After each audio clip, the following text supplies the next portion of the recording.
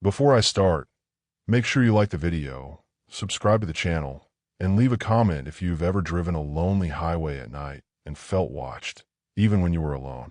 Because what I'm about to tell you isn't a campfire story I heard from someone else. This happened to me. My name is Daniel Ward, and for most of my adult life, I was a Wyoming State Trooper. If you've never been out here, it's hard to picture. People think of Wyoming, and they picture mountains and Yellowstone and pretty postcards. And yeah, we've got that. But most of my time wasn't in the parks. It was on the roads that connect everything else. The long, empty stretches between Cheyenne and Laramie. The open country above Medicine Bow. The places where the land feels so big it almost pushes you down. I used to joke that my real partner out there wasn't another trooper. It was the highway itself. I joined the Wyoming Highway Patrol in my mid-20s. I thought I knew what lonely was before that, but I didn't. Not really.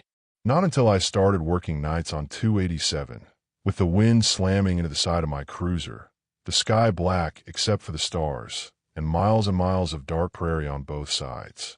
Years later, when I try to remember all the details, that's what I feel first. The space, the emptiness, and the way the road seemed to stretch on forever, like it didn't want to end. Now, if you're watching this, you've probably seen dashcam videos of crashes. Maybe you've heard about bad wrecks in the snow, or drunk drivers, or high-speed chases. We get all of that. But the thing that stayed with me wasn't the crashes. It was the quiet. There were nights when I'd go 20, 30 minutes without seeing another set of headlights. No houses, no gas stations, just old ranch fences, half fallen, and fields that went flat and dark all the way to the horizon. When the wind died down, the silence pressed on your ears so hard it almost hurt. And on those nights, the radio would sometimes crackle with static. Just static. No voice. No call sign. No message. Just that thin, empty hiss, like it was trying to become words and never quite could. That's the kind of night I'm talking about. You hear people say there are thin places in the world. Places where the normal rules don't seem to hold. The area I'm about to describe to you is one of them. I didn't believe that at first. I was a trooper. I believed in evidence, in reports, in things I could see and write down. But something changed that. It started on a shift like any other. I was assigned to patrol the stretch between Laramie and Medicine Bow. If you pull up a map, you'll see Highway 287 running north-south through a whole lot of nothing. Small towns, truck stops, a few turnoffs that go to old ranch land, or coal mines that closed years ago. You pass ghost towns out there. Old main streets with boards on the windows. Gas pumps rusted in place. Prices still stuck on numbers that don't make sense anymore. If you drive through in daylight, it feels sad but harmless. At night, with only your headlights painting everything in pale yellow, it feels like those towns are holding their breath, waiting for you to go. The land is mostly flat, but every so often you hit a bluff or a low ridge. Near Como Bluff, the ground rises up, and there's this broken line of cliffs and rock outcrops. Pale stone, worn smooth by time and wind. People like to hunt for fossils there. It's got a history with paleontologists and dinosaur bones and all that. You can look it up if you want. But that night, Como Bluff wasn't about bones. It was about something else. My shift started late in the afternoon. It was early fall, cold enough that you could see your breath in the shade, but not winter yet. I remember the sky was this flat, washed-out blue, with a band of clouds stacked like dirty wool along the western horizon. The kind of clouds that stretch the daylight but don't do much else. I did the usual, checked in, inspected the cruiser, made sure my radar was working, tested the lights, the siren. Routine. I nodded at a couple of other troopers heading the opposite direction and joked with the dispatcher about the Broncos game. When the sun went down, it went down fast. Out there, you don't have buildings and street lights to soften the change. 1 minute it's gray and gold, the next it's black. The sky turns into this deep bowl of stars, and the only light near you is what you bring with you. I took 287 north, my spotlight sweeping across the shoulder from time to time, looking for stranded vehicles or animals too close to the road. The wind pushed against the driver's side of the car, trying to nudge me toward the center line. Old fence posts flashed by in the edge of my vision like broken teeth. Once you've worked those roads long enough, you get into a rhythm. Night patrol is a strange mix of boredom and sudden adrenaline. You can drive for an hour with nothing happening. Then in 10 seconds you go from half asleep to heart pounding. A drunk driver swerves into your lane. A deer bolts across. A semi blows a tire. That night, though, the boredom never really broke. No speeders. No obvious drunks. Just a few truckers, some ranchers and beat-up pickups. The digital clock on my dash ticked over to 11:17 p.m. The heater hummed. My radio sat quiet, except for the soft hiss of the open channel. I was somewhere between Laramie and the turnoff for Como Bluff when the first strange thing happened. At first, I didn't even think of it as strange. I saw hazard lights up ahead. 2 blinking orange points in the dark. A vehicle on the shoulder. That's normal. I slowed down, moved over to the left lane as much as I could. That's what we're supposed to do. Protect the scene before we even know what it is. As I got closer, I angled my spotlight over and saw it was a sedan. Dark blue, maybe black. Newer model. No damage. No smoke. It was just sitting there with its hazards on, like the driver had pulled over and was waiting.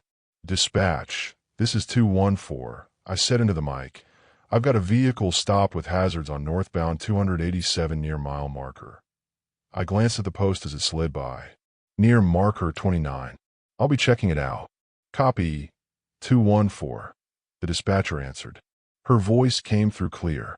You need backup? Negative, I said. I'll advise if needed.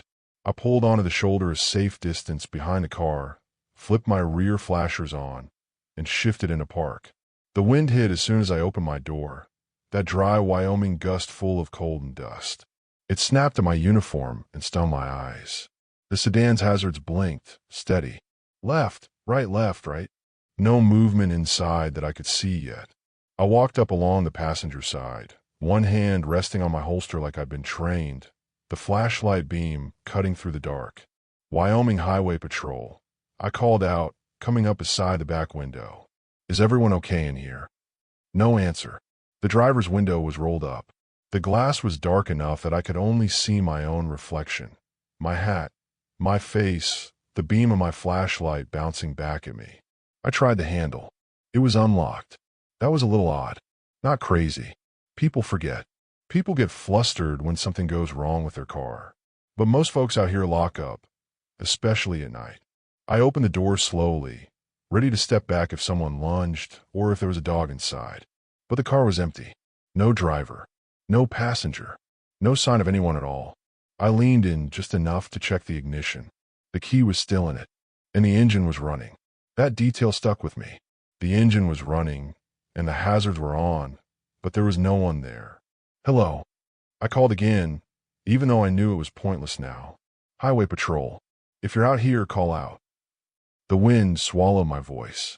It blew across the plain on the right side of the road, flattening the tall grass and waves. My flashlight beam reached out maybe 30, 40 yards, then got eaten by the dark. Past that, nothing. No houses. No barn lights. No porch lamps. The dashboard in the sedan glowed softly. I could see a half-empty coffee in the cup holder, still steaming faintly in the light.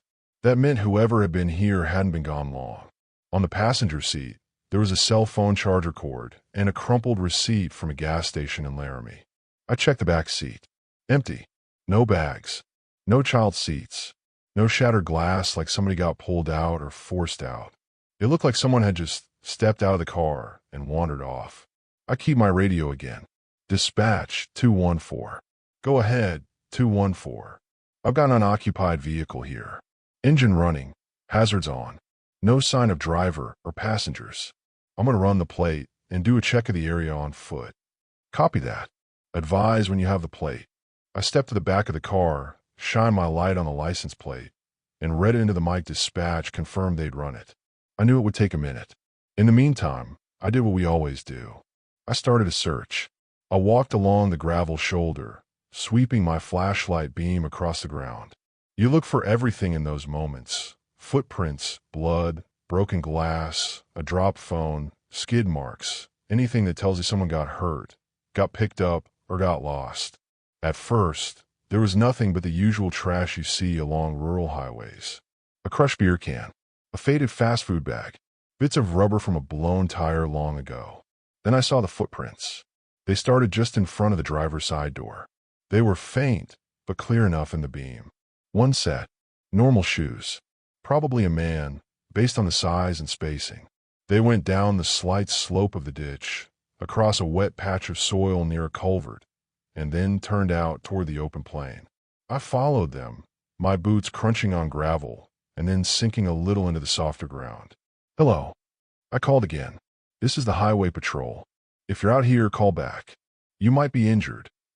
My voice carried a long way. I could hear it fade, thin out, lose itself in the distance. The wind pushed against my words, but there was nothing else. No answering call, no movement. I kept my light on the tracks. The ground was uneven, tufts of grass and low scrub between patches of bare dirt. The footprints went on in a straight line, like the person hadn't been stumbling. That was the good sign. If they weren't stumbling, they probably weren't badly hurt. Still, why walk out into the dark like that, leaving a running car on the shoulder?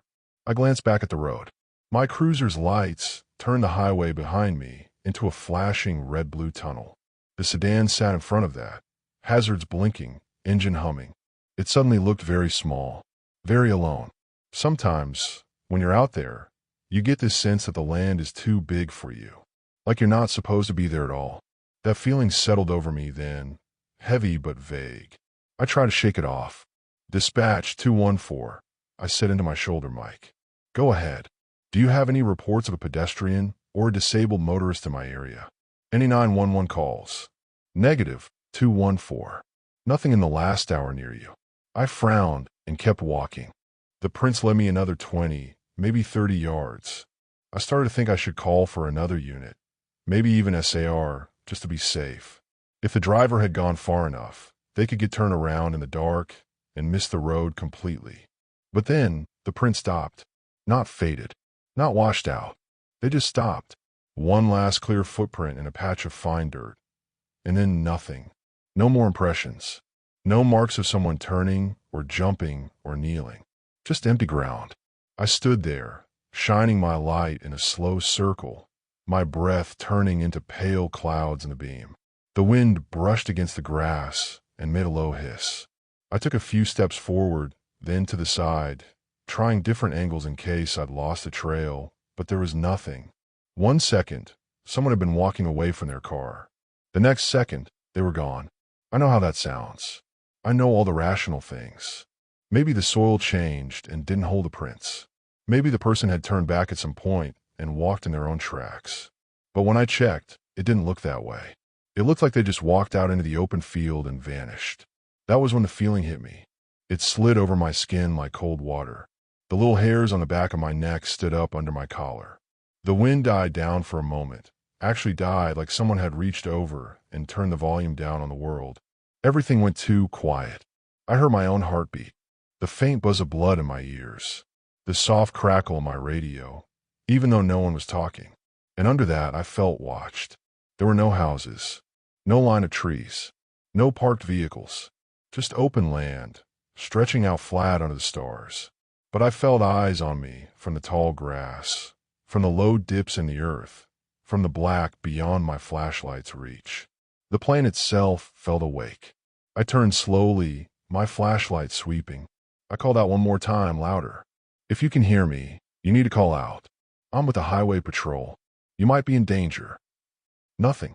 Just the soft hiss of dry blades of grass shifting. For a second, I thought I saw something in the distance. Not a shape, exactly. More like a darker patch of dark, low to the ground and still. But when I focused on it, it was gone. Just shadow. Just night. My radio popped, making me jump. 214, this is dispatch, the familiar voice said. "We've got the registered owner of that vehicle. Plate comes back to a Jennifer Ruiz, address in Laramie. No wants, no warrants. You still code for out there?" I clear my throat. "Yeah, I lied or almost lied. I'm code 4. I followed some footprints off the shoulder, but I'm not finding the party. I'm going to widen the search a bit, then I'll arrange for a tow." "Copy that. Advise if you need assistance." "Will do, thanks." I stayed out there another 10 minutes, walking a slow circle, checking and rechecking. The wind came back in little gusts, breaking up the silence again, but the feeling stuck with me. That sense of being watched, of something out there in the dark, sitting just outside the edge of the light, waiting. Finally, I made the call that every trooper has to make sometimes. We can't chase ghosts all night. We have procedures. I followed them. I walked back up to the sedan, took photos, filled out what I could for the report. The coffee in the cup holder had stopped steaming. The engine was still warm under my palm. It had that ticking sound engines make when they've been turned off not long ago. I got the owner's phone number from dispatch. No answer when I called. Straight to voicemail. I left a message, kept it calm, routine. Let her know where her vehicle was and how to arrange pickup. Then I called for a tow. The tow truck took a while to get there. It always does out in the middle of nowhere. In that time, I sat in my cruiser with the heater on and my lights still flashing behind the sedan. I typed notes into my in-car computer, logged the time, the location, all of it. But even with the windows up and the heater humming, I couldn't shake the feeling from earlier. The empty footprints, the sudden silence, the way the land had seemed to lean in and listen. When the tow driver finally arrived, a local guy I knew named Mark, he hopped out of his truck and gave me a tired wave. "Everything all right, Ward?" he asked, squinting at the sedan. "Run out of gas or what?" "Driver's nowhere to be found," I said. Engine was running. Hazards on. No sign of a struggle. I checked the area and called it in. "We'll try to contact the owner." He whistled softly. "Weird." "Yeah," I said. "Weird." He hooked the car up and hauled it away, his taillights getting smaller and smaller until they vanished into the dark. For a moment, I turned off my overheads and sat there with just my headlights on.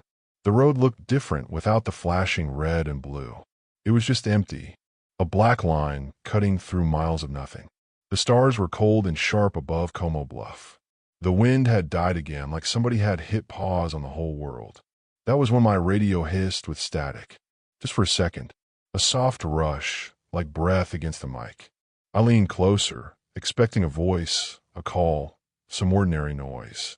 But it was nothing, just the sound of a line open to nowhere. I cleared my throat, put the cruiser in gear, and pulled back onto 287. Work was work. There were more miles to cover, more drivers to check on. I had other calls to think about. I tried to push the whole thing out of my mind. Told myself it was just a walker who'd gotten picked up by a passing car while I was out in the field. Told myself the silence was just normal weather, the prints just bad ground, the feeling of being watched just my own nerves. That's what I told myself. But as I drove north, the darkness pressing in on the windows and the road unrolling in front of me like an endless ribbon, that feeling only got stronger. Like the land had turned its head toward me. Like something out there in the grass had finally noticed I was there. That night, the plains felt wrong, like Wyoming itself was holding its breath. The night after I found that abandoned sedan near Como Bluff, I told myself I wasn't going to think about it anymore. Strange things happen out on Wyoming highways all the time. People wander off. People hitch rides. People panic and make decisions that don't make sense later. That's what I repeated to myself as I drove home after my shift. The cruiser quiet except for the hum of the engine. But even though I tried to shake it off, something stayed with me. A heaviness. A feeling like that silence on the field hadn't ended with my shift. Like it had followed me home and sat somewhere just over my shoulder. The next night, things got worse. I was back on patrol, moving north again, the sky moonless and thick with low clouds. Most drivers hate cloudy Wyoming nights because they hide the stars, but I always thought the stars could make you feel even more alone.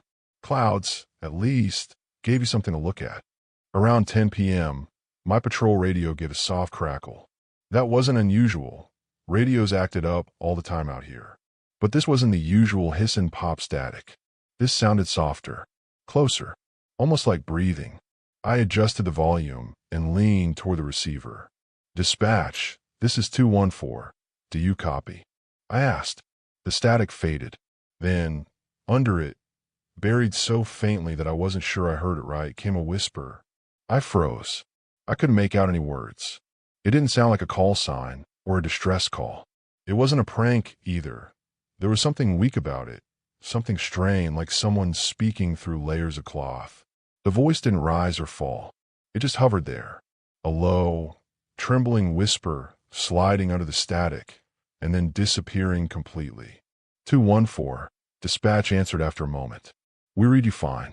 You need us to repeat something? No, I said slowly. Never mind. My radio's acting up again. Might be interference. Interference. That was the word we always used when we didn't know what else to call it. I drove a few more miles, glancing at the radio every few seconds like it might speak again. But it stayed quiet. Too quiet. That same unnatural hush I'd felt the night before the footprint trail started pressing on my ears again. The plain outside looked endless in the dark. My headlights lit up only a small cone of space in front of me, everything beyond swallowed in black. When I got back to the station around 2 in the morning, a few other troopers were still around. Most of them were packing up, heading home.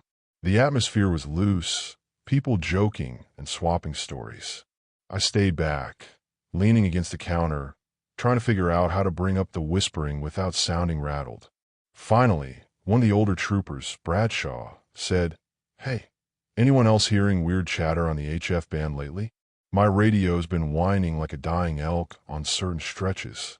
Another laughed. "That's because you're cheap and you hit your equipment on every doorframe you walk through." But Bradshaw shook his head. "No, I'm serious. It's like voices.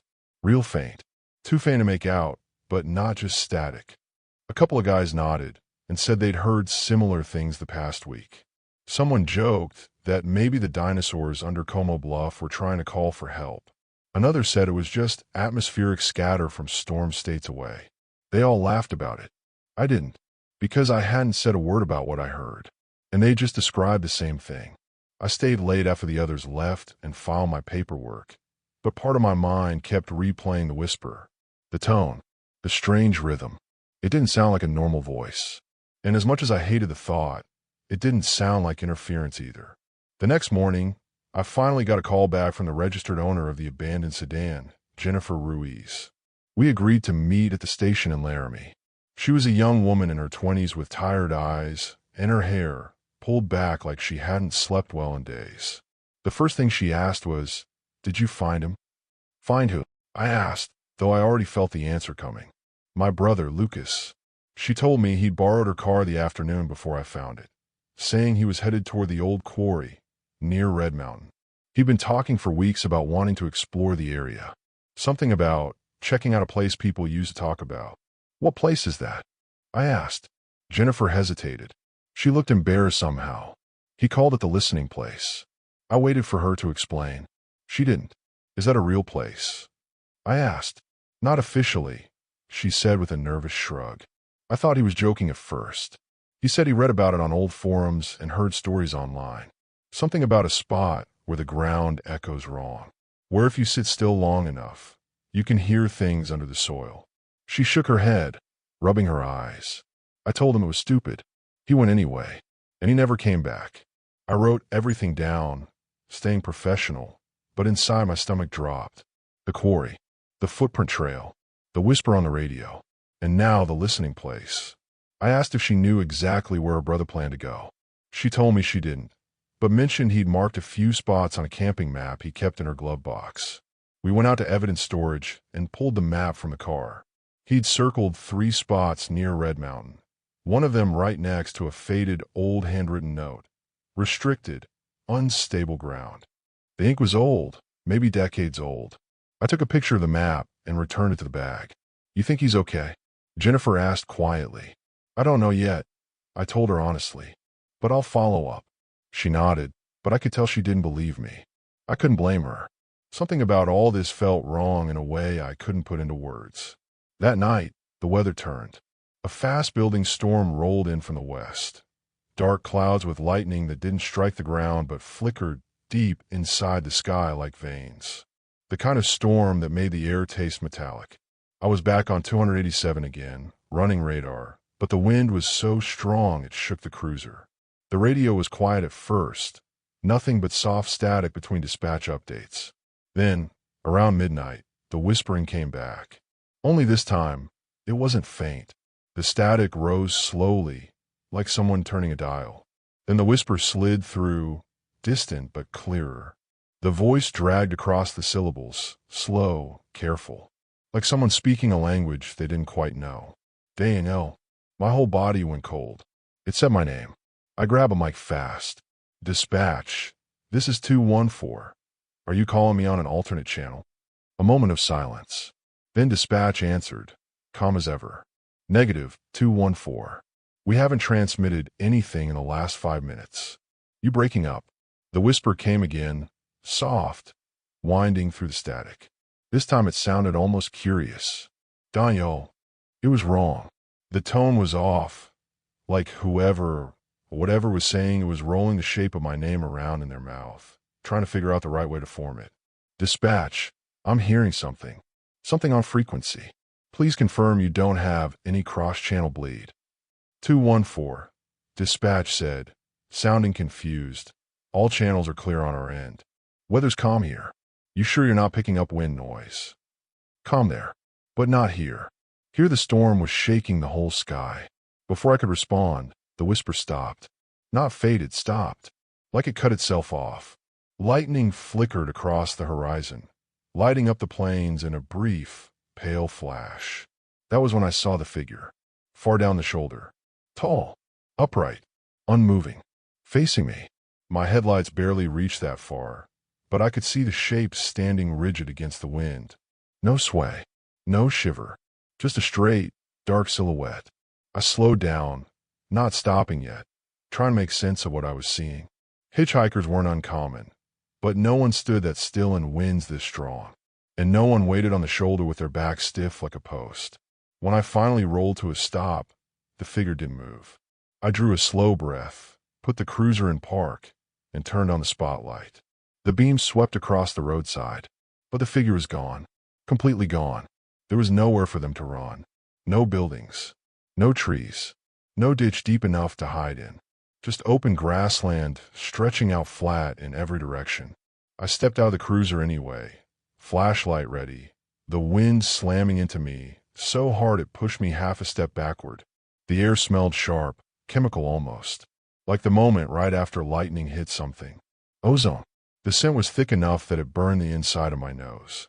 I swept the light back and forth across the empty field, calling out, "This is the highway patrol. If you need help, call out." Nothing. Just wind and rolling dark. A low rumble of thunder crawled across the sky. I stood there longer than I should have, listening, trying to convince myself the figure had been a shadow or a dead tree stump or something blown loose from a ranch yard miles away. But that voice on the radio, that whisper saying my name, I didn't believe in coincidences anymore. Eventually I got back in the cruiser and kept driving, but the feeling stayed with me. That tightening in my chest, that sense that the plains weren't just empty. They were alert, watching, waiting. When my shift finally ended and the first gray light of dawn crept over the land, the storm clouds thinning into bruised streaks across the sky, I still hadn't shaken the sense that something had spoken to me that night. Not through a radio. Not through wind, but directly. And the worst part was simple, chilling, and impossible to ignore. I started to feel like the road was learning me, studying me. After that stormy night, the whispers on the radio, the figure on the roadside, the smell of ozone in the air, I didn't sleep when I got home. I closed the blinds, turned off the lights, and tried to lie still, but my body kept jolting awake like it expected someone to shake my shoulder. Every time I closed my eyes, I saw that tall shape standing on the shoulder, facing me. Still, waiting. Around noon, I gave up on rest and pulled out the missing man's map again, the one his sister Jennifer showed me. 3 circled spots, one note from decades ago about unstable ground, and one curious pattern. Each marked location was somewhere near Rock River or the old ranchland southeast of it. Rock River is tiny. A few homes, a small school, a gas station that looks like it was old when my grandparents were young. But the surrounding country? That's another story. Long stretches of broken fences, abandoned barns, land no one bothers to reclaim, and a maze of dirt roads that lead to nowhere. Jennifer mentioned the quarry, but the quarry wasn't the only landmark out there. There were old sheep ranches too, most of them ghosted now. And Lucas Ruiz, the missing man, had apparently been asking around town about empty ranch property weeks before he disappeared. I didn't think that was an accident.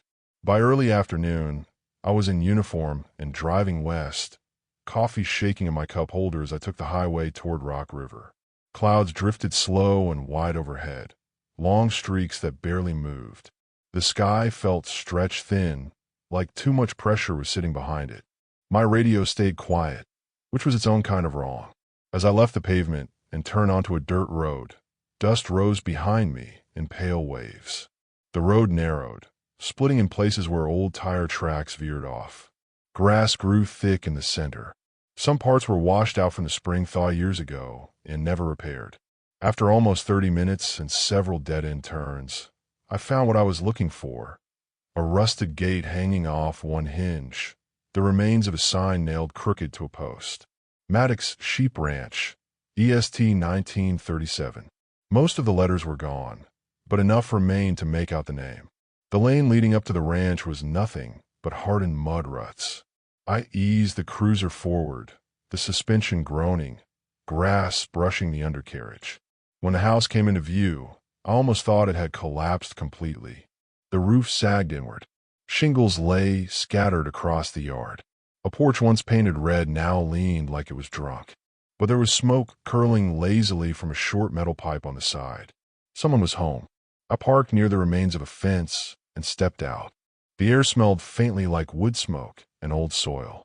The wind was mild, but something about it felt off, like there was another current under it, a vibration too deep to hear but strong enough to feel. I walked up to the house, boots crunching on dry ground. The front door was cracked open. Before I could knock, a voice rasped from inside. "You're the trooper." It wasn't a question. It was more like a tired fact. An old man stepped into view, pushing the door open with his boot. He stood thin as a fence post, wrapped in an oversized flannel jacket. His hair was a frayed gray mess. His eyes were small and bright, the way wild animal eyes catch light for a second. "You must be Earl Maddox," I said, trying to stay professional. I had a few questions about the area. "I'm looking into a missing person." He studied me like he was measuring my worth before answering. Then he stepped aside. "Well," he muttered, "come in before the wind takes your hat." Inside looked worse than outside. The floor sagged in places. The wallpaper peeled like old bark. A wood stove crackled in the corner beside a heap of split logs. The room smelled faintly of smoke, dust, and something metallic underneath. Earl gestured toward a chair that looked half-rotten. I sat anyway. "You ain't the first trooper to come ask about disappearances," he said, settling into his own creaking chair. "Doubt you'll be the last." I kept my voice steady. "A young man went missing near Red Mountain. His car was found abandoned near Como Bluff 2 nights ago. His sister thinks he was headed to the quarry area." Earl's eyes narrowed. "That boy, Lucas. You knew him." "He came round here once," Earl said, "couple weeks back, asking questions just like you.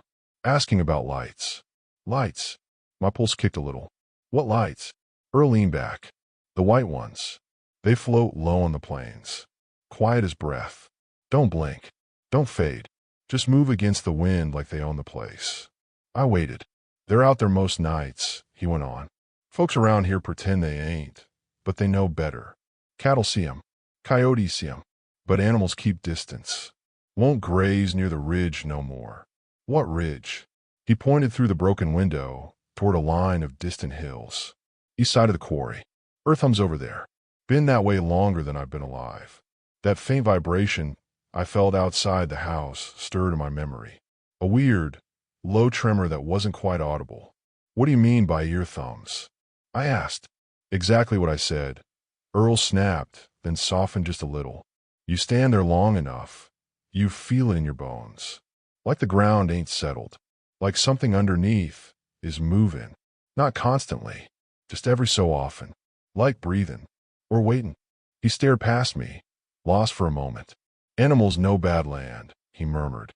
"People forget that." I pulled the missing man's map from my pocket. "His map shows a few marked places. This mean anything to you?" Earl looked at the photo on my phone and snorted. "Full boy shoot V gone near that ridge in the dark." That place is old stories. Older than this ranch. Older than the town. What kind of stories? He leaned in close, lowering his voice. You ever hear the call in the wind? I shook my head. Most folks haven't, he said. But the old-timers told it. Back in the 1800s, when the first settlers came through, wagon trains would camp near Red Mountain. Some nights, the wind would die so sudden the whole world felt wrong. Folks said if you sat still long enough, you'd hear something in the silence. A whisper, calling your name, try and pull you off alone. Men vanished from their camps, walked straight out into the night like they were sleeping. He tapped the arm of his chair nervously. They found the trails sometimes. Footprints leading away, then stopping, just stopping like the person stepped into thin air. My throat tightened. I remembered the footprint trail near the abandoned sedan, the way it simply ended.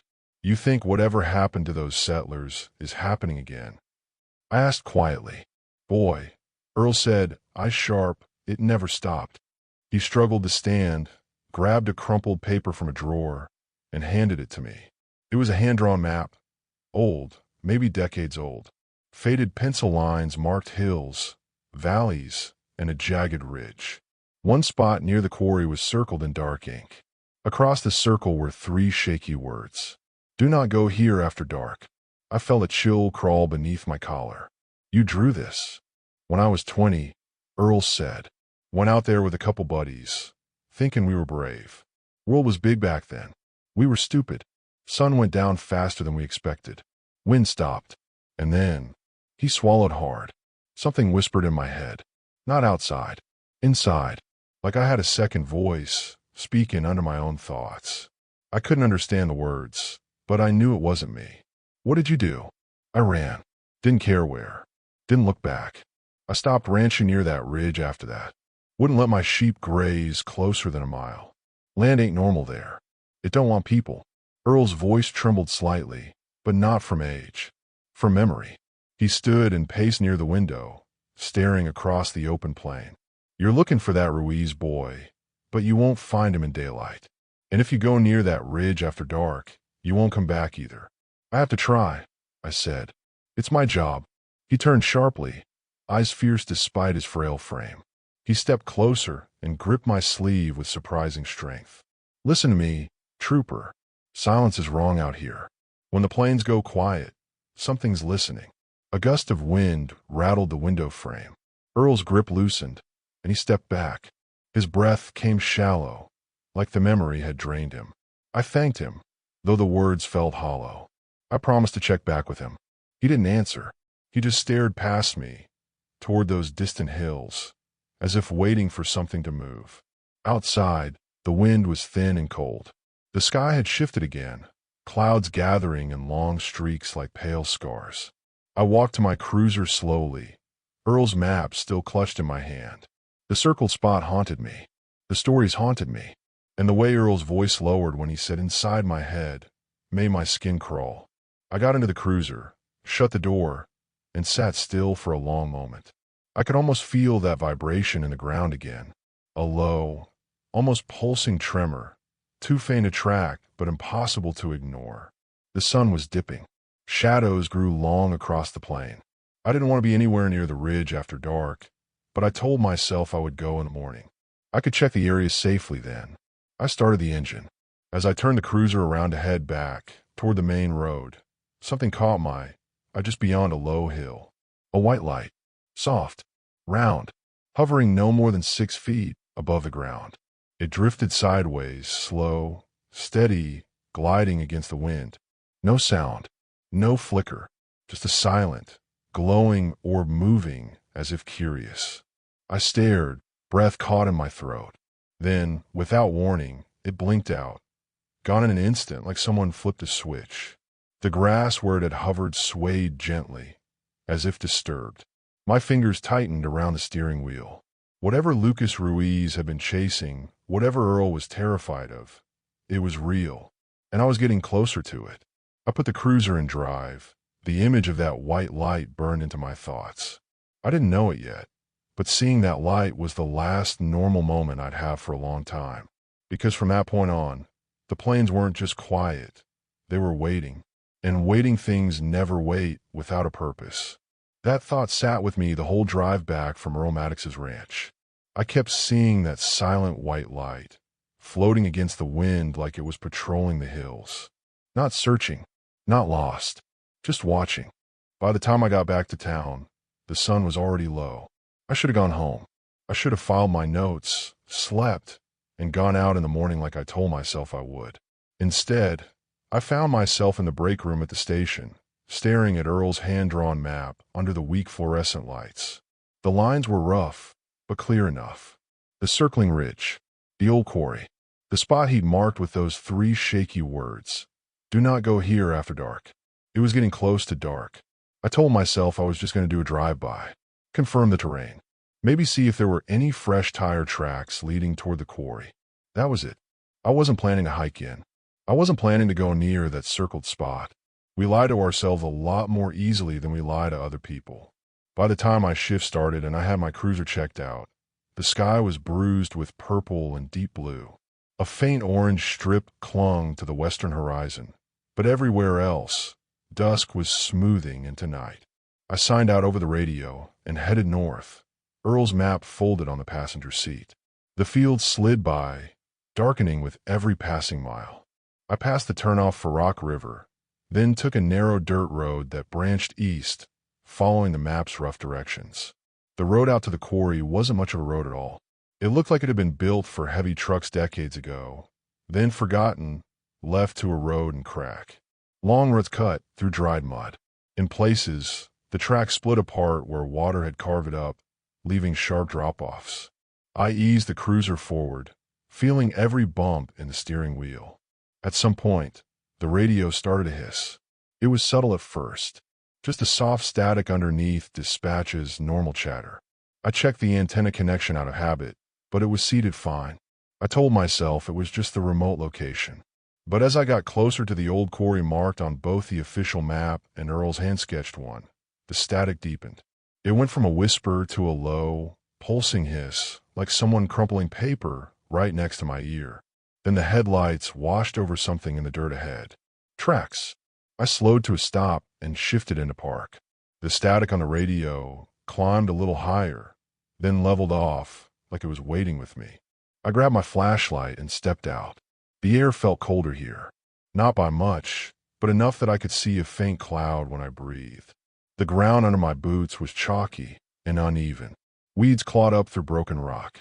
I pointed the beam down at the ground in front of my cruiser and saw them clearly. Tracks.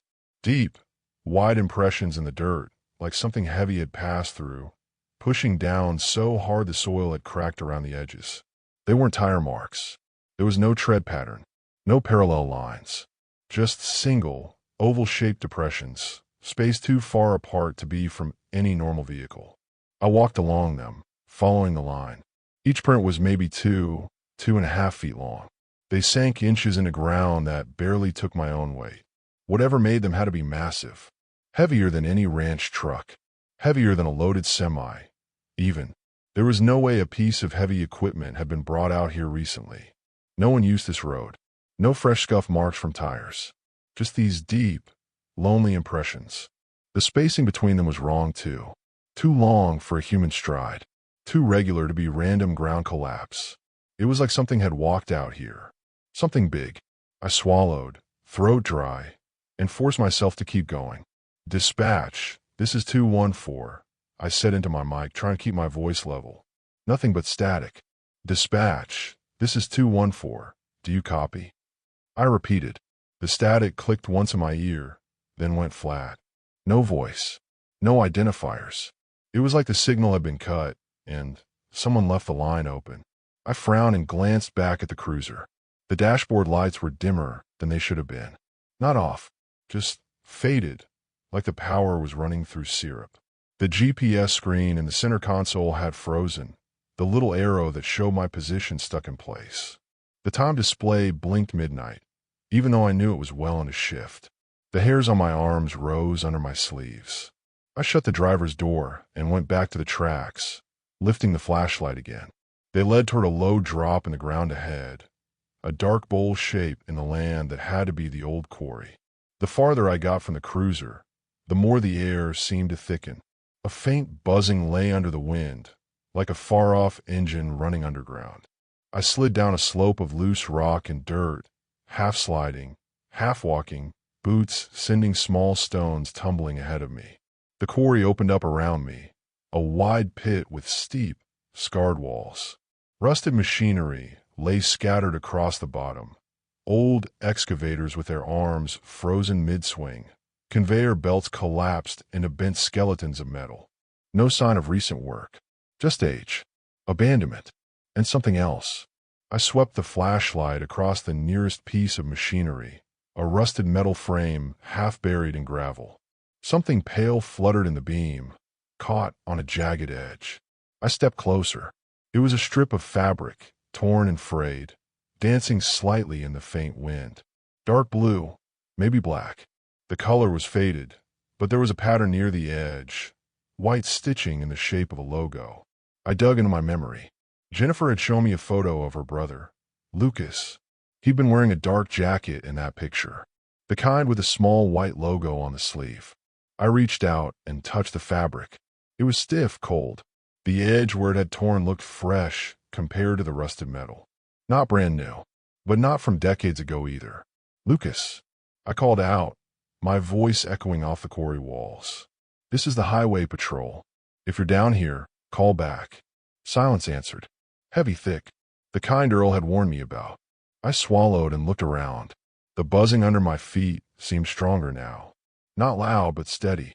A low, thrumming vibration that made the loose rocks on the ground tremble ever so slightly if I stare at them long enough. I walked farther into the pit. The old tracks, those deep, wide impressions, continued, though they were fainter here where the ground was harder. They drifted toward the far wall of the quarry, fading in and out among patches of loose gravel and broken stone.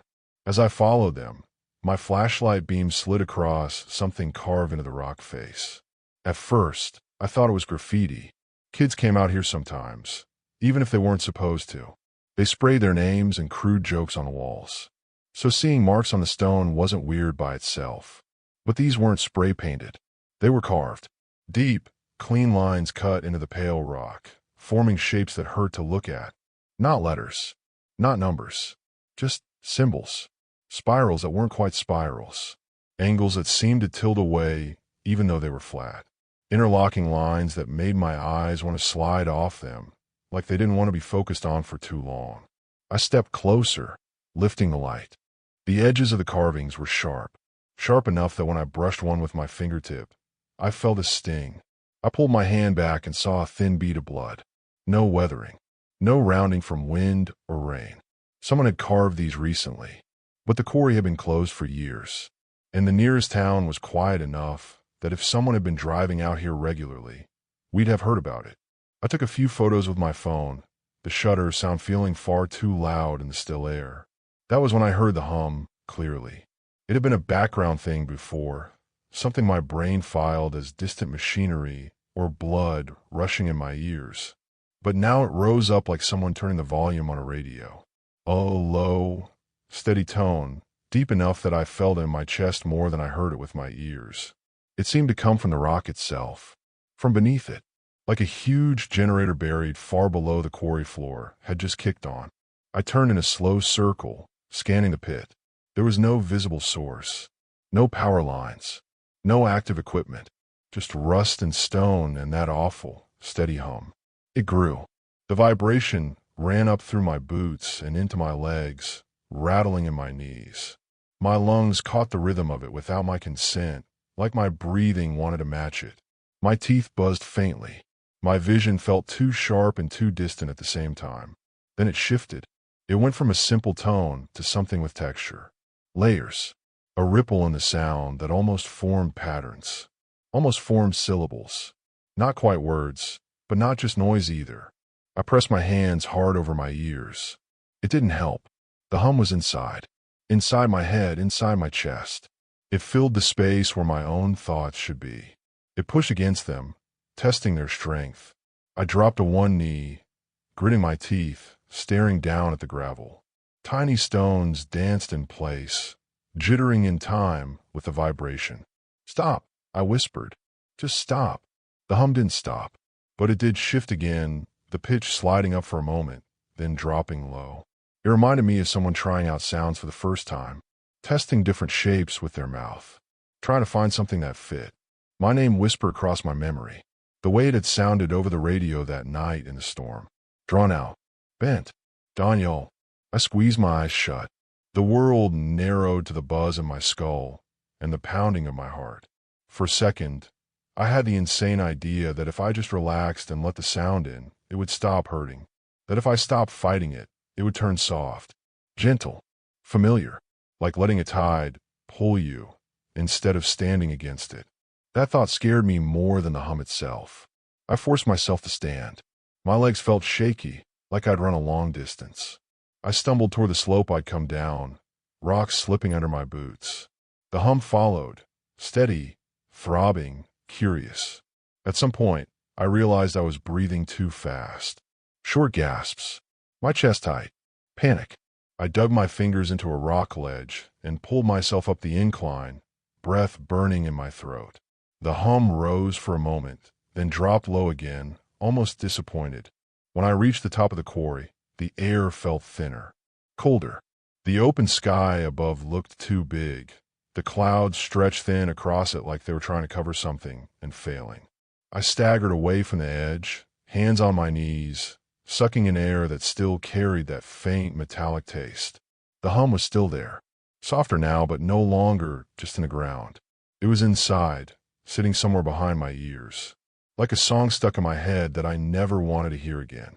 I straightened slowly and looked back down at the pit. From up here, it was just a dark wound in the land, a place where humans had dug at the earth and then abandoned it. I thought I saw something move in the shadows at the bottom, not a clear shape, more like a shifting patch of darkness that didn't match the others. I blinked hard, and it was gone. My radio crackled once, sharp enough to make me jump. "Dispatch, this is 214, I said quickly. "Do you copy? I'm near the old quarry east of Red Mountain. I'm experiencing some kind of interference out here, and I may have found evidence related to the Ruiz case."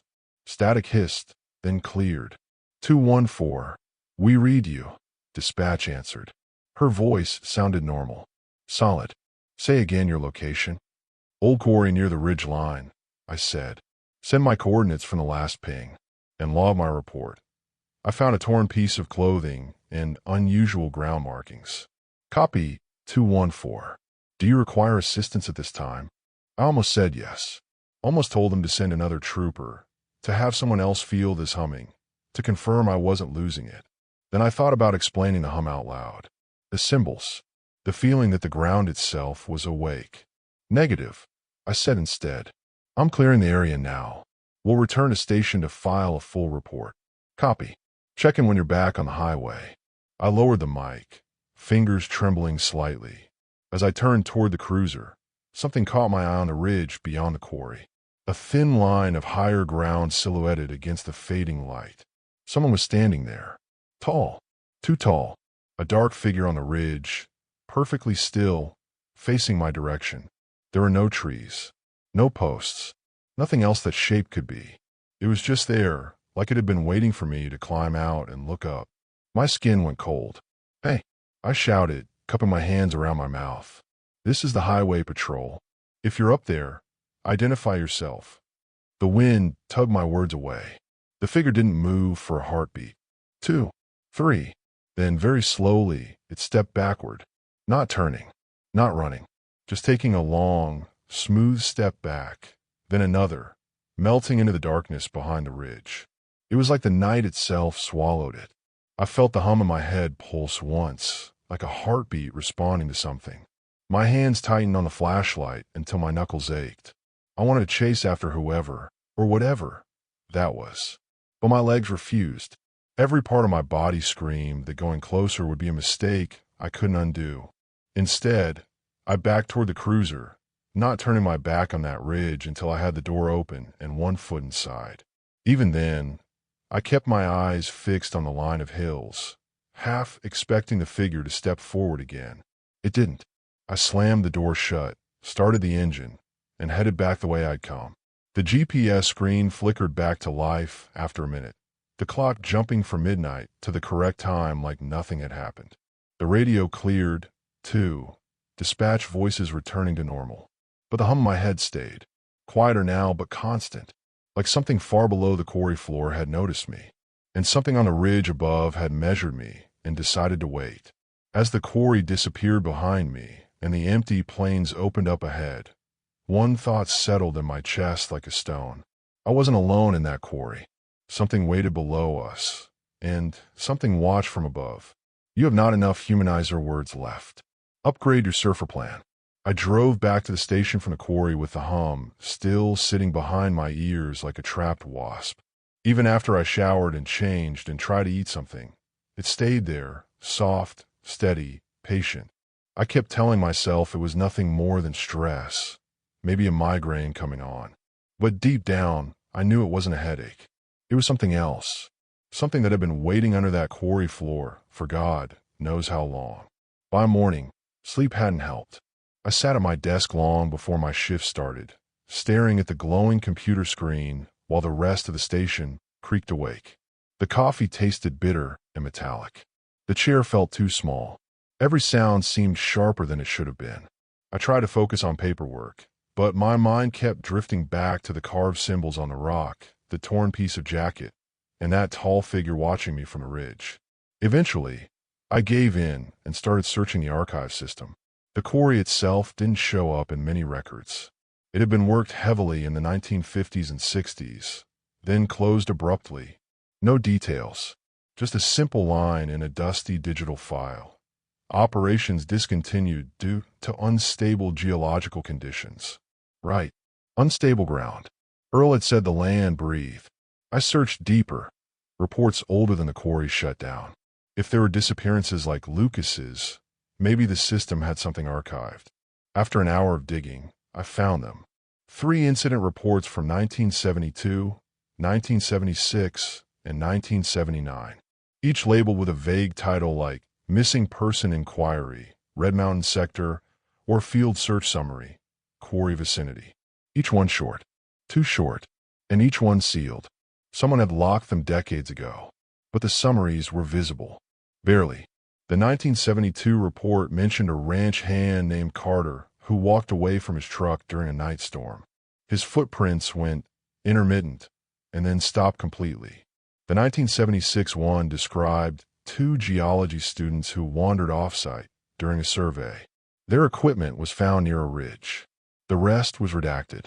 The 1979 report was the worst. No body recovered. Circumstances unknown. Subject last heard describing a vibration under the ground. Under the ground. I leaned back, letting out a shaky breath. My hands felt cold. The hum in my head pulsed once, as if acknowledging the words on the screen. Like it had been waiting for me to find these reports. That was when my supervisor, Lieutenant Harris, appeared beside my desk. "You working early today?" he asked, voice casual but with an edge underneath. Couldn't sleep. He nodded slowly, eyes drifting toward my monitor. "What's that?" he asked. "Old missing persons," I said. "Near Red Mountain. I think they might be connected to the Ruiz case." He stiffened, just slightly but enough. "Ward," he said, lowering his voice, "drop the quarry case." I stared at him. "Sir, with respect. It's unsafe terrain," he cut in. "Old shafts, unstable rock walls, abandoned machinery. You already reported electrical interference and hazardous conditions. We're not sending anyone else out there, and you're not going back either. But sir, I found evidence out there." "And you logged it," he said. "Good. That's all you need to do." He leaned closer. "There are places out here that look easy to walk, but they're not. Men get lost fast in country like that. They get turned around. They get spooked. You're not the first trooper to think a case is more than it is." Something in his tone told me he wasn't just talking about safety. He knew more. Maybe not everything, but enough to want me away from it. "Let it go, Ward," he said firmly. "Your job is to keep the living safe, not solve every mystery these planes cough up." Then he walked off, boots thumping across the station floor. I sat frozen. The hum behind my ears deepened for a moment, like a disapproving growl. I tried to focus on normal tasks, but the air in the station felt too stale. The lights too bright. The building too small for the weight sitting on my chest. By the end of my shift, my nerves were frayed raw. Going home didn't help. That night I dreamed. Not normal dreams. No shifting shapes or fading memories. It was the plains. Clear as day. The wide open sweep of earth and sky. But wrong. Too still. Too silent. The grass didn't move. The wind was dead. The entire landscape felt like a hell breath. And underneath it, I heard the hum. Deep, steady, pulsing under the soil. Calling me. Not with words, but with something older. Something that wanted me to understand it. Then a voice joined the hum. My name, stretched and echoed through empty air. Daniel. I woke with a shout, heart pounding, the sound still echoing in my skull. The room was dark. My sheets were damp with sweat. My mouth tasted like dust and metal. I sat up, gripping my forehead, trying to steady my breath. Before I could calm down, my phone buzzed violently on the nightstand. The caller ID showed Jennifer Ruiz. I picked up fast. Jennifer, are you okay? She didn't speak at first, just soft sobbing. Jennifer, talk to me. I urged. What happened? She sniffed hard. I got a message. What kind of message?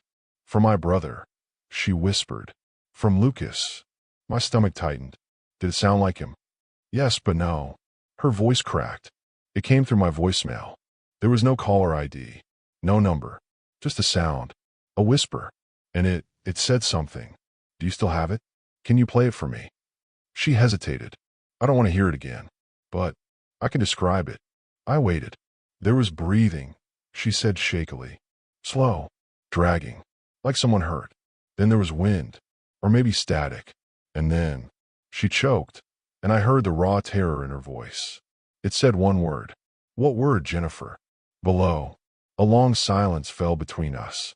I felt the hum in my skull pulse at that exact moment, like it had hurt her too. Jennifer, I said quietly, don't delete that message. Don't share it with anyone else yet. I'm going to follow up. Is he alive? She whispered. I swallowed, unable to lie. I don't know, but I'm trying. After we hung up, I sat in the dark for a long time. The hum inside my head felt stronger, not louder, just clearer, like a thought forming under my own, a pressure behind my mind, nudging me. Below, the word echoed.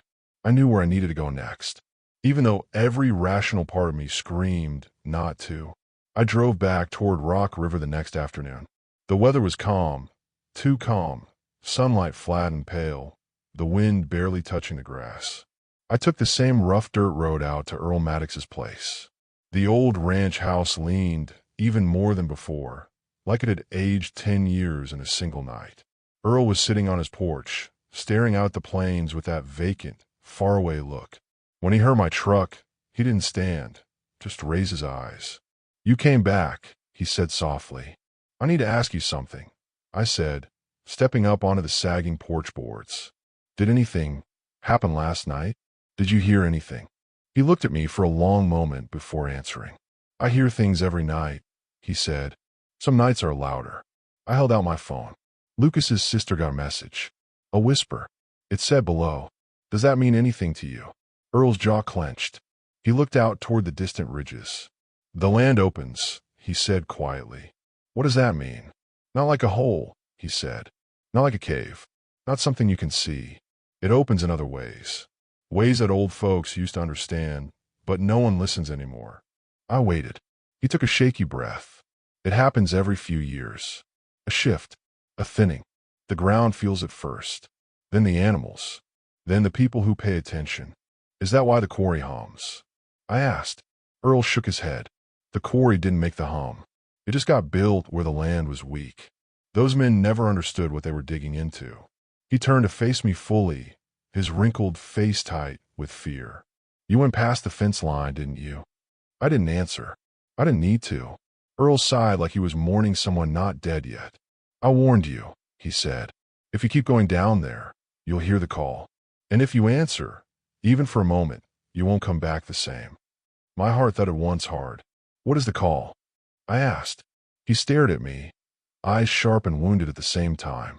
It's not a sound. It's a pull. A tug on your thoughts. It don't take your body first. It takes your mind. And once you step toward it, it don't let go easy. Is that what happened to Lucas? I asked. Earl didn't reply. His silence was worse than any answer. I ran a hand through my hair, pacing the porch. Earl, I don't want to believe any of this, I said. But things are happening I can't explain. Lights, voices, symbols. That hum. It knows you now, Earl whispered. I froze. What did you say? His voice dropped to a cracked whisper. It knows you, and it don't forget. The hum in my mind pulsed again, soft, approving. I realized then that Earl wasn't just afraid for me.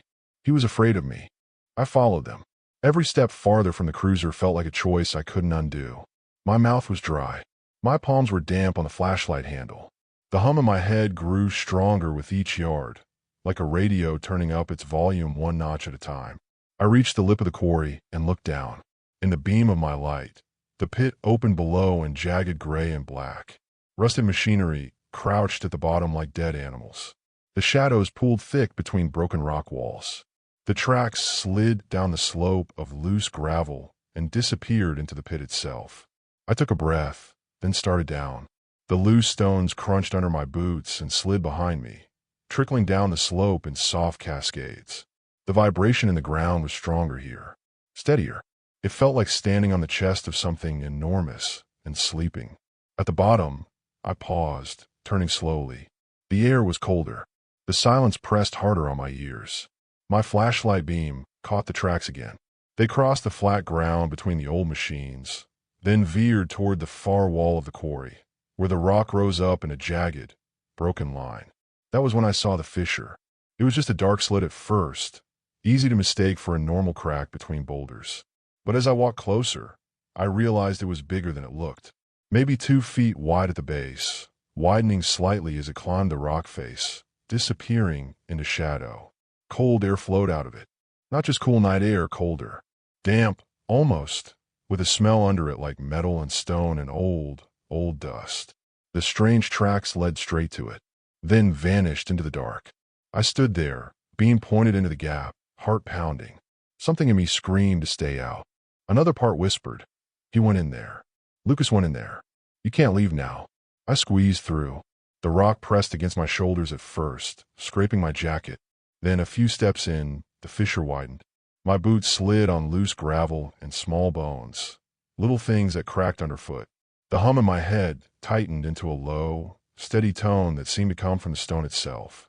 After several long steps, the space opened up, and I stepped into a chamber. My flashlight beam swept across it, and my breath hitched. Bones. Everywhere. They weren't just scattered. They were arranged. Spirals.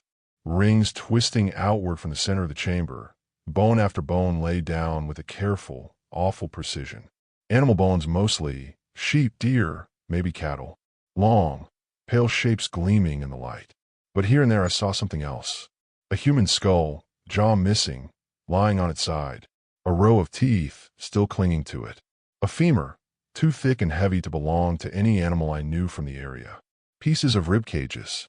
Finger bones, small and fragile, curled near the edges of the spiral like punctuation marks. I swallowed hard, fighting the urge to step back. The bones weren't dusty the way they should have been if they'd sat here, untouched for decades. Some were yellowed, some chalk white, but none of them carried the thick layer of dirt you'd expect. It was like something came down here regularly to range them, clean them, move them. At the center of the spiral lay something that didn't belong. A backpack, black canvas, torn along one side, one strap ripped loose. A small patch with a brand logo on the front pocket. The zipper half open, a folded map sticking out. I knew it before I even touched it. Lucas's backpack. I stepped carefully over bones toward it, trying not to disturb the spiral. The vibration in the ground climbed into my legs, my spine, up into the base of my skull. My flashlight shook slightly in my hand. I knelt and pulled the pack closer. There was a tag inside the flap. Property of El Ruiz. I felt my stomach twist. The contents were a mess. A dead phone. A flashlight with corroded batteries. A notebook with a few pages ripped out. A faded printed thread from some online forum. The words, listening place, Red Mountain, circled in pen. No blood. No clear sign of fight. Just his pack in the middle of a spiral of bones. The hum was louder now. My teeth buzzed. It was like standing under high-tension power lines made of sound. Then, from deeper in the dark beyond my flashlight beam, something whispered. It was soft, slow, a dragging, scraping sound that almost formed words. The voice sounded dry and stretched, like it hadn't been used in a long time. It wasn't echoing off the stone. It came from further inside the dark, from a passage or chamber I couldn't see. I froze. The whisper came again, a long, drawn-out syllable, then another like someone trying different shapes with their mouth. Daniel. The same wrong version of my name. The same stretched-out rhythm. It crawled on my spine like cold fingers. Who's there? I shouted, voice cracking. This is the Wyoming Highway Patrol. If you're hurt, say something. The only answer was the whisper. A little closer now. Not loud, not shouted, just near. Like whoever, whatever it was, didn't have to try hard to reach me. It slid over the steady hum, threading through it like a second layer of sound, just for me. My flashlight flickered. Once. Twice. On the third flicker, the edges of the chamber dropped into darkness for a split second. Then, in the brief stutter of light, I saw it. At the far edge of the beam stood a shape. Tall. Too tall to be a normal person. Its head almost brushed the low ceiling. Its limbs were wrong. Too long, too thin, folding at angles that didn't quite match human joints. The outline was all I could see. The details were swallowed by shadow. But even that was enough. It wasn't standing like a lost hiker. It was standing like it had always been there. The light steadied, and for a second, the beam landed on what I thought might be its face. There were no clear features, just a pale, stretched oval, as if something had tried to copy the shape of a human head and stopped halfway. Where I should have been, the rock behind it seemed darker, deeper. Slowly, the shape tilted its head. Not much, just a few degrees to the side, like it was studying me, like I was the strange thing in the chamber. The hum of my skull spiked. It went from steady to jagged, from a low tone to a layered buzz that broke apart into knife-like shivers. It wasn't just sound anymore. It was pressure. It pressed against my thoughts, squeezed them, tried to pry them open. I staggered, one hand flying to my head. The whisper merged with the hum. My name stretched, tore, repeated. It didn't just echo in my ears now. It echoed inside my mind. I felt a sharp, stabbing pain behind my eyes, then a hard drop in my gut like the floor had given way. I tried to shout, but my voice felt swallowed. The chamber spun. The bones around me blurred into white lines. For a wild second, I saw them shifting, rearranging, spirals tightening, pulling inward like they were drawing breath too. The hum became a scream inside my skull. Not loud in the air, loud in me. It roared through my head, shredding my own thoughts, drowning out everything but one clear, terrible feeling. It wanted me closer.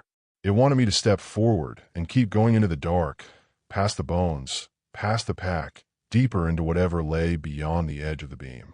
My knees buckled. I forced them a hold. I dragged my hand off my head and shoved the backpack away like it burned. No, I choked out, voice raw. No, no, no. With the last bit of will I had, I turned and ran. Bones clattered under my boots as I stumbled through the chamber, ignoring the careful spiral, shattering it. Pieces of skull and rib and vertebra rolled away. The hum rose, furious, pained. The shape at the edge of the light didn't rush me. It just watched. That somehow made it worse. I squeezed back into the narrow fissure, shoulders scraping. The darkness behind me felt thick, pushing at my back. The scream in my head didn't stop. I couldn't hear my own breath, my own feet. Just that raw, pulsing roar, trying to claw its way into every corner of my mind. I scrabbled up the rocky passage, slipping, skinning my palms. The vibration in the stone climbed higher, shaking dust down from the ceiling. A few small rocks dropped, hitting my shoulders, my neck. By the time I burst out of the fissure into the open quarry, my lungs were burning. The night air felt thin and sharp. I stumbled across the pit, half blind, vision tunneling. The ground shuddered in waves beneath me, like something huge had rolled over in its sleep far below. I clawed my way up the slope of loose stones, grabbing at roots and rock edges, boots sliding, ankles twisting. Behind me, the hum throbbed. For one awful second, I thought I heard my own voice whisper my name. Only it wasn't me. It was that other thing, trying on my sound. I didn't look back. I reached the top of the quarry and nearly fell to my knees. My patrol car sat where I'd left it, just beyond the broken fence line, headlights off. The radio inside flashed nonsense symbols for a second, then went dark. The dash lights dipped low and flickered. And then I saw it. Not in the sky. In the ground. Near the center of the quarry floor, where I'd just been, a white light blossomed. It didn't fall from above or shine from a flashlight. It rose.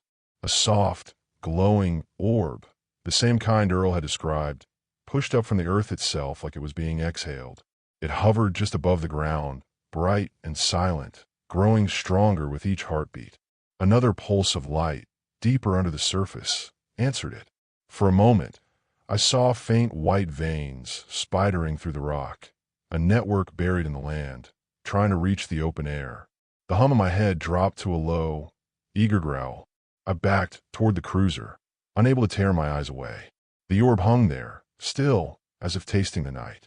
It didn't drift. It didn't sway. It just watched, as surely as the shape in the chamber had watched. My name whispered once more, faint, dragged out across the inside of my skull. I yanked the door open, threw myself into the driver's seat, and slammed it behind me. My hand shook as I turned the key. The engine sputtered once, then caught, the dashboard lighting up in a sickly glow. As I put the car in gear, the white light in the quarry flared just a little higher. The earth beneath it seemed to pulse, as if something beneath was pushing, testing the surface, trying to come through. I didn't wait to see what happened next. Gravel spat out under my tires as I turned and drove back toward the highway, the fence line bouncing in my rearview mirror.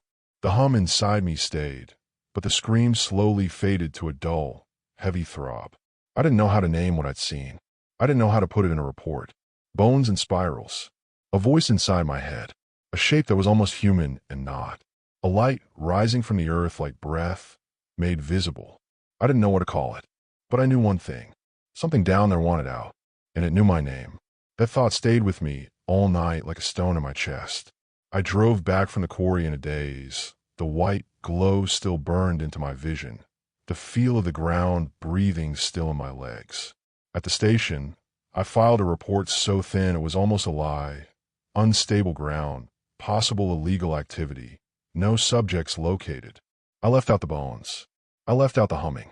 I left out the thing in the fissure that watched me like I was the one who didn't belong. No one would have believed me anyway. I tried to sleep, but every time I closed my eyes, I was back in that chamber. The bones and spirals. The torn backpack. The tall shape tilting its head.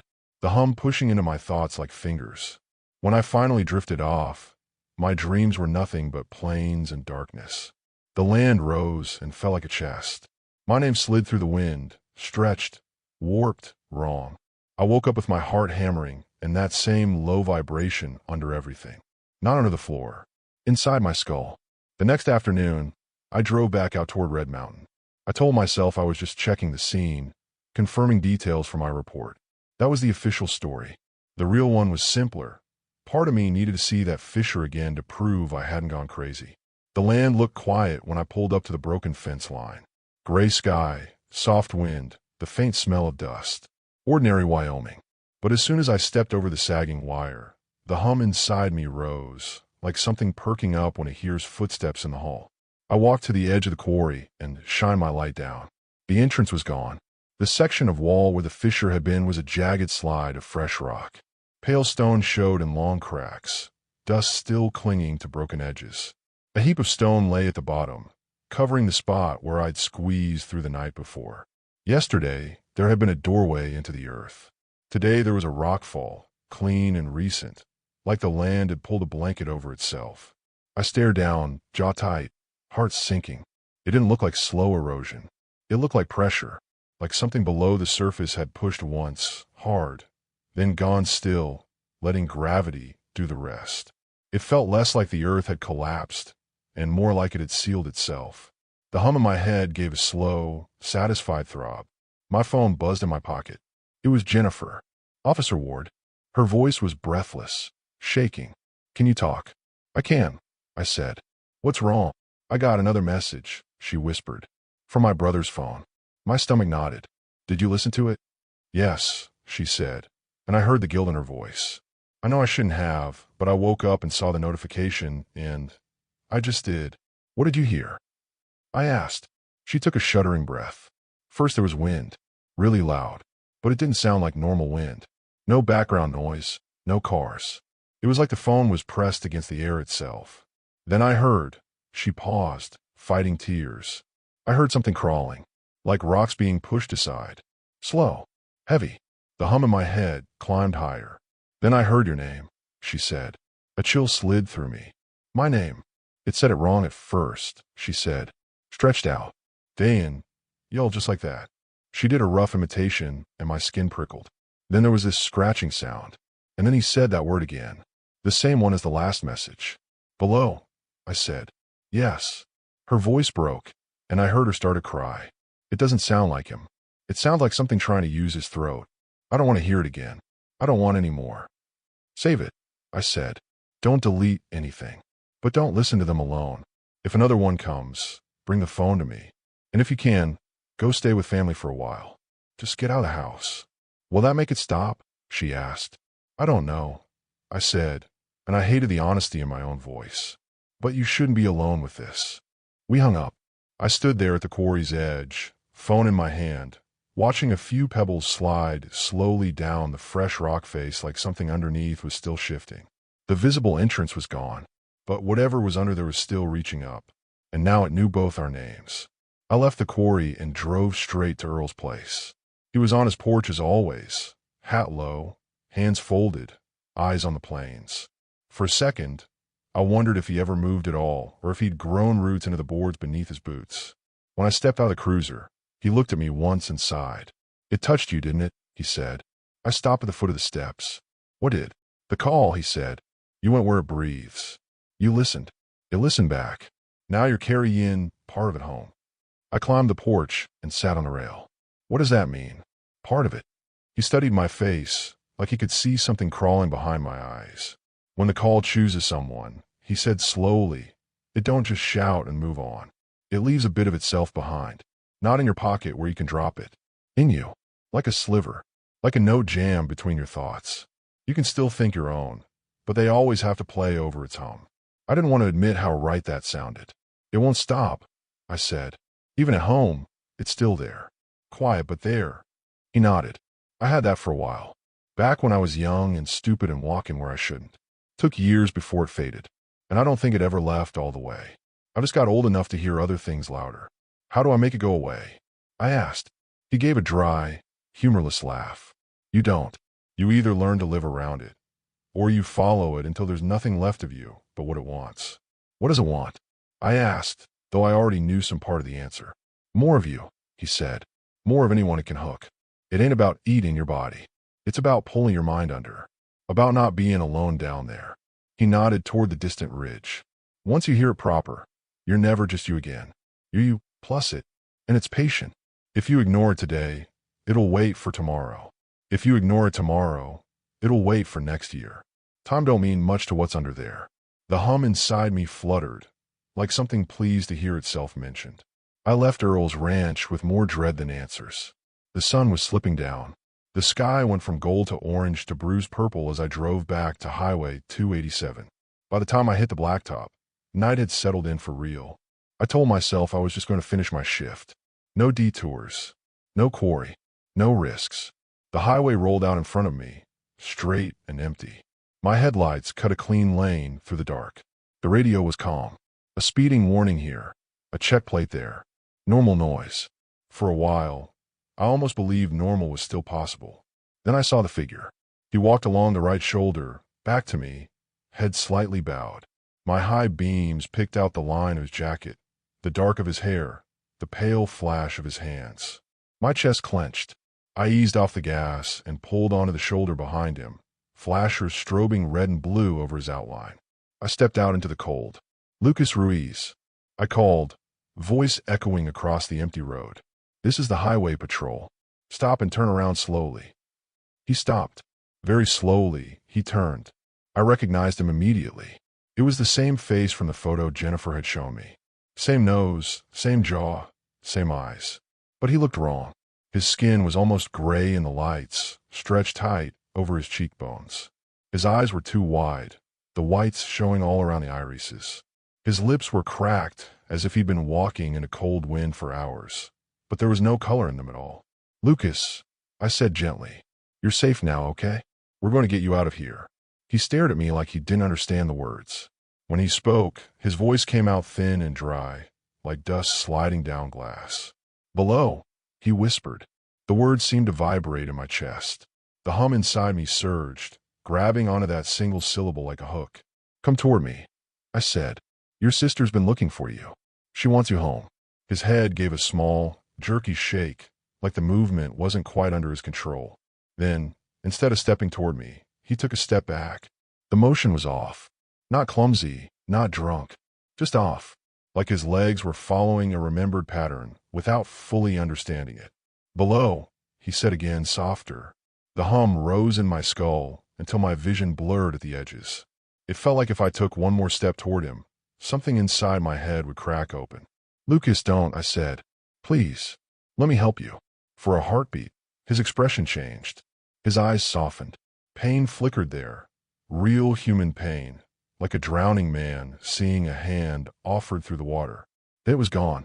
He took one more step backward, into the dark beyond my headlights, and vanished. No fade, no sound. One instant, his pale face and two wide eyes were lit by my beams. The next, the shoulder was empty. Just weeds, gravel, and the endless black. My knees went out from under me. I dropped to the cold ground, gravel biting through my uniform, breath tearing in and out of my lungs. My vision swam. I felt something hot on my face and realized I was crying. He wasn't alive, but he wasn't gone. Not in any way that made sense. The hum inside me pulsed, deep and strong and hungry. It filled the silence the way the wind used to. It felt like a question pressed against my ribs. "Come, follow. Go past the fence line again. Find another way down. Give yourself over to the thing waiting under the rock and bone and darkness. Or don't. Turn away. Call this stress, grief, madness, anything. File the Ruiz case as unsolved. Pretend I never heard my name stretched through static or saw a dead man walk the shoulder of 287. Either way, the call would keep echoing. Kneeling on that empty highway, under a sky that suddenly felt too big and too close at the same time, I knew there was no safe answer left. I could follow the call into the plains and find out what waited below. Or I could resist it and live with its whisper inside me, and that unsolved case for the rest of my life. I stayed on my knees on the shoulder of Highway 287 for a long time, staring at the place where Lucas Ruiz had stepped backward and disappeared. The night closed around me like a fist, the hum thick in my skull, pulsing slow and steady, patient, waiting. It would have been so easy to follow him. Just step forward. Take one wrong path. Let the hum pull me the rest of the way. But dawn finally came, gray and thin, and I forced myself up. My legs shook. My hands were numb. I drove back toward Rock River on autopilot, the world blurring past my windows. I didn't remember the turns. I didn't remember hitting the highway. I just found myself at the familiar broken fence line again, the same place where everything had begun. I sat in the cruiser for a long while, staring at that gap in the wire. The land felt wrong tonight, like something crouched behind the horizon, waiting for me to take one last step forward. My breathing steadied. I turned off the ignition. I left the keys on the seat, and I stepped out into the cold. The wind tugged at my jacket at first, then fell still the moment I crossed the broken fence line. The same dead quiet as before. The same unnatural stillness that made my skin feel too tight. My boots crunched softly in the frost-hardened dirt as I walked toward the open plains. The hum in my mind tried to rise, but I pushed it down with everything I had. Every step felt like a fight. Every breath like a struggle against someone else's pull. I stopped where the ridge began, where the land dipped toward the sealed quarry. The faint smell of dust and cold rock drifted up. No lights tonight. No shapes. Just the heavy quiet of a world holding still. "I know you're listening," I said. My voice sounded small in the stillness. Thin, but it didn't matter. I needed to say it. I know what you want. The hum pressed hard in my skull, a long, low vibration that felt like a hand reaching through the dark. I clenched my jaw. But I'm not going below, I said, louder this time. Not now. Not ever. The silence stretched. For a moment, it felt like the planes leaned closer, waiting for the rest of the sentence. I won't follow you. Something shifted under the ground. A soft tremor ran through the soil beneath my feet, gentle, almost sad, like disappointment. The hum pulsed once more, long and low, vibrating the roots of the grass. Then it pulled back, just a little, just enough to breathe again. The wind returned in a thin, shaky gust, brushing my face like an apology. The planes exhaled, the silence loosening. A weight lifted from my chest, not gone but lighter. Inside my skull, the hum faded. Not completely, not even close, but enough for me to take a full breath without feeling like I was sharing it with something else. I turned away from the ridge and walked back to the cruiser, each step feeling heavier than the last. When I reached the fence line, the wind moved freely again. A few blades of grass whispered together. A hawk cried somewhere far off. Normal sounds. Human sounds. Sound that belonged to the surface world. I opened the cruiser door, sat inside, and didn't move for a long while. The dashboard lights glowed softly. The radio hissed with low static. My reflection stared back at me from the dark window. Pale, tired, a little older than yesterday. But still me. For now. Days passed. The quarry was sealed off. Unstable ground, the official report said. Unsafe for investigation. No mention of bones. No mention of lights. No mention of a missing man walking the highway after he should have been dead. The Ruiz case was closed without closure. No further leads, the captain said. Probably left the state. Another trooper guessed. People vanish sometimes, someone else muttered. Officially, nothing happened. Unofficially, no one went near that stretch of 287 if they could help it. Truckers took different routes. Locals whispered about strange noises and flickering lights out on the plains. The kind of whispers people pretend they don't believe. Earl Maddox disappeared too. One day his porch share was empty. The next day, so was his house. No forwarding address. No note. Just gone. Like he'd known something was coming and didn't wait for it to arrive. Jennifer Ruiz left Wyoming not long after.